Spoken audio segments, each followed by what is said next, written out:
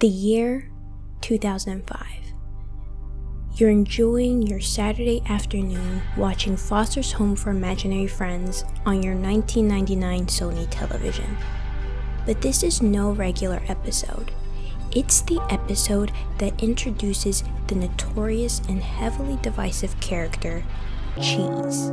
But do you really remember that episode? Do you really remember that episode that introduced Cheese? A quick intro for those who are unfamiliar with the show Foster's Home for Imaginary Friends, to save you a quick wiki search. It was created by Craig McCracken, who also is behind the Powerpuff Girls. He and his partner, later wife, Lauren Faust, who was an animator, together conceived the show after adopting their dogs.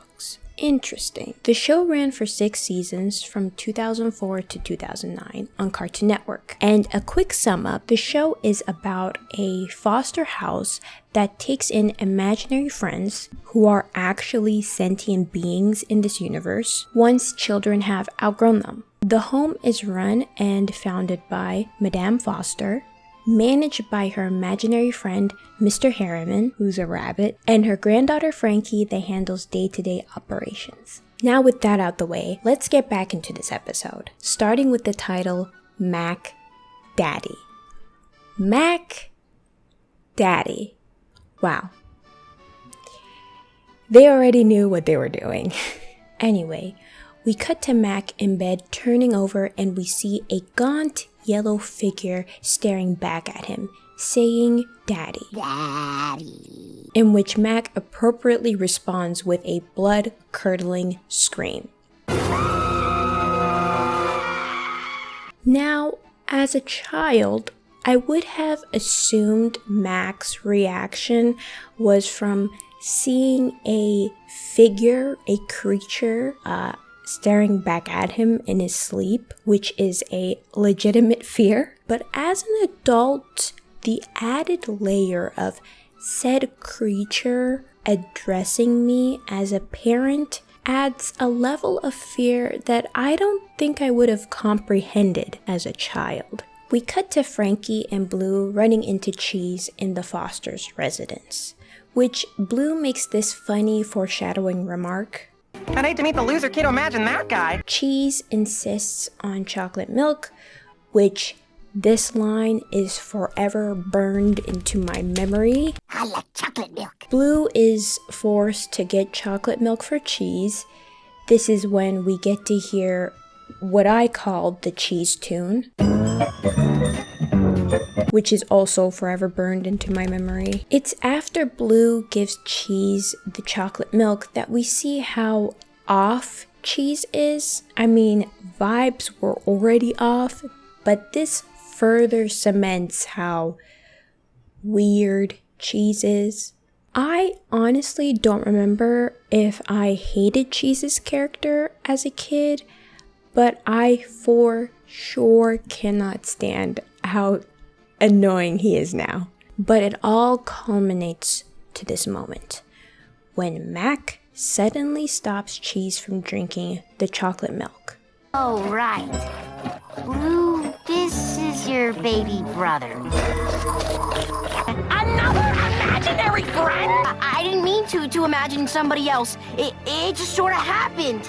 Just sort of happened? Mac, I thought we had something special. How could you do this to me? What were you thinking? That's just it. I wasn't thinking. I just sort of woke up and then there he was. I don't even remember how it happened. It just sort of happened. I wasn't thinking. I woke up and he was there. I don't even remember how it happened.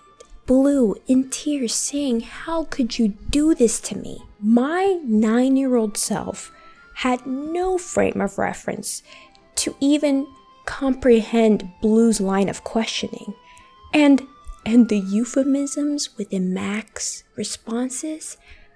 My gosh, did the writers, well, Lauren Faust, not hold back here? I'm not making a leap here in thinking of the forever old tale Forever old tale of, well, the one night stand, the unprotected fun time, and the resulting unplanned pregnancy. Madame Foster breaks the tension where we finally hear his name, which set up the punchline. Mac and cheese? Yes. Yeah, I know. Madame Foster leaves, letting Mac know on what condition he can keep cheese, leading up to the scene that led me even further into the question presented in this title. Great. So you're keeping him. Well, yeah, Blue. I created him. I had to take responsibility for him. It's only fair. Figures. I'm a cowboy.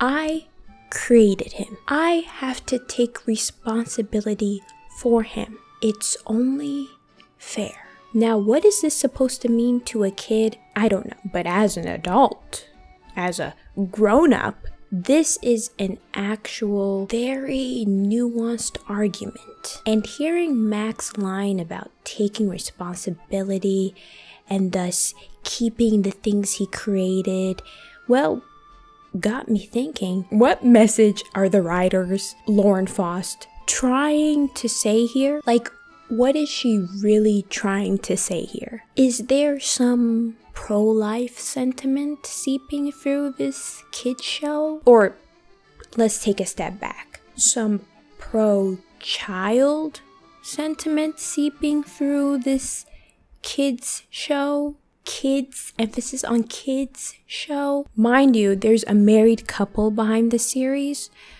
So let's keep watching and see. Thin ice. Craig and Lauren, thin ice. Mac assures to Blue that nothing will change and they go off to start working on go-karts, which Blue is looking forward to do.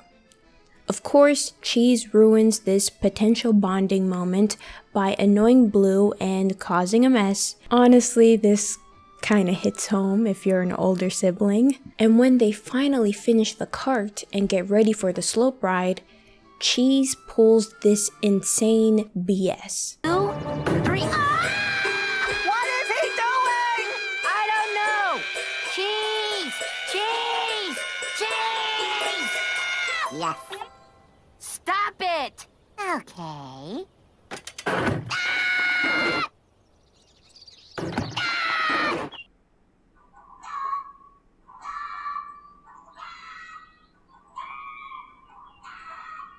Seriously, did we ever like Cheese's character? At this moment, I am really confused as to what the message of this episode is supposed to be. Keep your creations child, even if they are really annoying or a nuisance to your life, because at the end of the day, it's your responsibility because I created him, therefore I should take responsibility for him. I mean, is this a stretch at this point? Come on. Is the pro-life, keep your child connection a stretch? I mean, what else is there to say, really? Well, Blue, Mac, and Cheese Blue, Mac, and Cheese return clearly annoyed, and Cheese won't freaking quit. Mac leaves Blue and Cheese to go home. Yes, setting up the punchline for Blue cheese. We cut to a similar setup at the top of the show. We see Blue in bed turning and making eye contact with Cheese. Can this thing not sleep normally? Blue screams, a normal reaction, but this time we go into a dream fantasy sequence. I don't really understand the dream or why Cheese would make the brother ladies joke. Now we're brother ladies! But basically, Blue is envisioning how the existence of Cheese would ruin Blue's potential. Now, it's interesting that they had Blue have this dream sequence rather than Mac. It's obviously easier to write Blue having such a selfish or self-centered dream based on his overall character for a child audience. You know, selfish guy has selfish dreams. Writing Mac to have this dream sequence, possibly harping on the effects of an unwanted child, would have been pretty harsh and on the nose, in my opinion. So I get why they would have Blue have this dream, I guess. So after having this dream, Blue does the obvious Blue thing to do, where he kinda just gets rid or pushes the responsibility of Cheese to others. This leads to everyone kind of pushing Cheese to another until it comes back to Blue. Blue at this point goes full sicko mode and tries to give Cheese away. Really interested to see how Lauren concludes this one. Blue tries to force Cheese onto some guy, which leads to this sad moment. I know, I don't mean to get dark, but Blue tries to adopt this cute imaginary friend named Crackers, 'cause Cheese and Crackers. And well, I'm sorry, Crackers, but I think he was just hungry. He must have wanted real crackers. That's what they all say! he tried to eat the thing. Like, what is this episode? Blue tries a bunch of random things to get rid of Cheese, but it doesn't work. Then Blue, still very much in sicko mode, just straight up locks Cheese up. Of course, this all falls back when Mac visits looking for Cheese, and he's no longer in the locked up room. How did I know that would happen? Blue nervously starts looking for Cheese, progressively getting more tense, imagining the different ways Cheese could injure himself, until Blue full on freaks out.